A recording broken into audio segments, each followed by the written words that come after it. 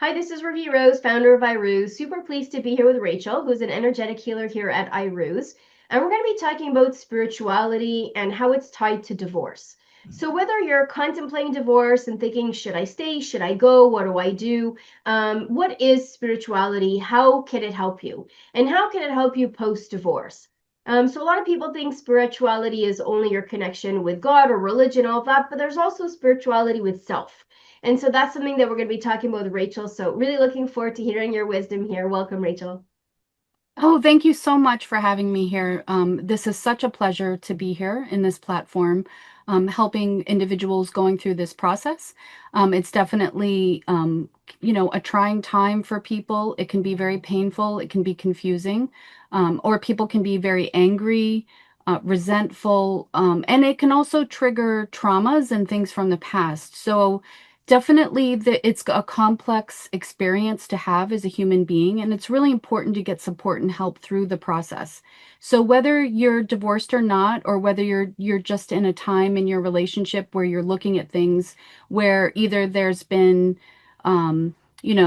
abandonment or, possibly cheating or lying or financial issues or whatever the problem is in the relationship, it's good to address those things even before you've decided to actually end the relationship and get divorced, because these are signs that things need healing. Really, is what how I look at them. They're kind of like symptoms. They're symptoms of something that's going on within the people and inside each individual that can be addressed at any time. So I think it's good to get support through that time.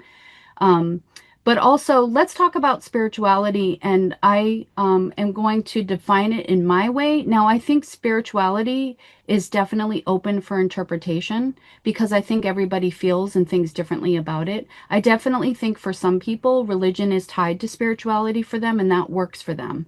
And I think for others, maybe religion didn't really work for them. It didn't resonate with them. They didn't get all the answers they were looking for, and there's other ways of connecting, I think, spiritually to the universe. It could be the god, it could be the goddess, it could be nature, it could just be believing in yourself and love, the energy of love as a cosmic kind of like energy that runs through things. So I do think that spirituality, the general concept is to know that you are part of creation and that that is inside of you. So you are a spiritual being that is also connected to all of the universe, right? Or universes or galaxy or creation, whatever that is. So whatever you want to call it, however you want to label it, whatever you want to name it, it's good to realize that you yourself are a spiritual being in some capacity and that you are connected to the greater whole. And that can be defined in any way.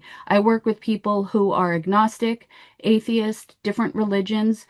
Anyone can do healing work, anyone can do energy work. It doesn't really, matter what the belief is. It's just a matter of being open to healing and opening yourself to something larger than yourself. And I also look at things through Chinese medicine, like, qi or ki, which is that life force energy that runs through all living things and all things. Because, if you think about it, if you think of your body and your being without energy running through it, what is that? I mean, basically, you wouldn't be presenting as alive, right? So we know that there's life force energy and there's energy that's running through our bodies, and we can interpret that however we like. However, it's still there, and that's why we're alive. And so we have to understand we are spiritual, energetic beings, and that's what makes us alive. So it's good to address that as well as like whatever else we might need, the physical stuff, the emotional stuff, the financial help, therapy. All of these things are so important for us. But I think it's good to consider these healings, as you're going through the process. And then if you do decide to divorce, at least you're going through it with a lot of support and you're getting clear help with your own process of healing and understanding your own, spiritual nature. And so after divorce too, I think it amps up. It's even more of a time where we can develop ourselves personally, whether it's learning about compassion or forgiveness, which are really actually difficult. They're in spiritual practices for a reason. It's because they're difficult and we have to do that work, again and again and again. And so it's an opportunity for spiritual work to be done, right? Whether it's like unconditional love, forgiveness, compassion, it actually spiritually develops us the more that we work on those things, and we get like a wisdom from that.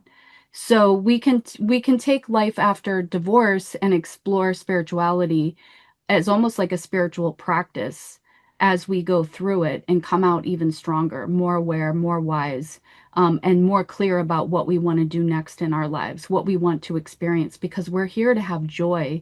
We're here to have love. We're here to have experiences that are so amazing, right? And we're here to connect with others. There might be other people out there for you to connect with, other friendships, other relationships that you might have not been open to. So, life after divorce can be really amazing, actually. Once you've kind of moved through it and you've really let go the best that you can, it can really be amazing and open doors. One of the things that I didn't do at the very beginning is do spiritual work, but I found that myself, I was moving away from religion at some point and really more into spirituality with self. And it was something that I love and I do it on a regular basis. So everyone is different, and there's no one size fits all. That's the whole idea of what we're trying to Right. say here. Spirituality means different things to different people, and we're not here to judge. We're not here to have you change your Right. ways of being and thinking. It's not that. It's about really just completing your spirituality. What does that mean to you? And this is what Rachel can help you do. This was so informative. This was so helpful from someone who's been down the road of not being spiritual to being spiritual. This was really a perfect explanation of what spirituality is and how it can help you throughout your divorce process, your decision makings. You're going to make many choices and you want to make sure that they're always in alignment with you. So if you want to reach out to Rachel, you have any questions, please feel free to DM her. All her coordinates are here below. Make sure to send her a DM so that you can have a conversation. I'm sure she'd be delighted to have a talk with you and see if and how she can help you. Thank you, Rachel, for being Yes. here and exploring this with us. Thank you all for watching. Until the next time we speak, I wish you all a day that matters. Take care, everyone.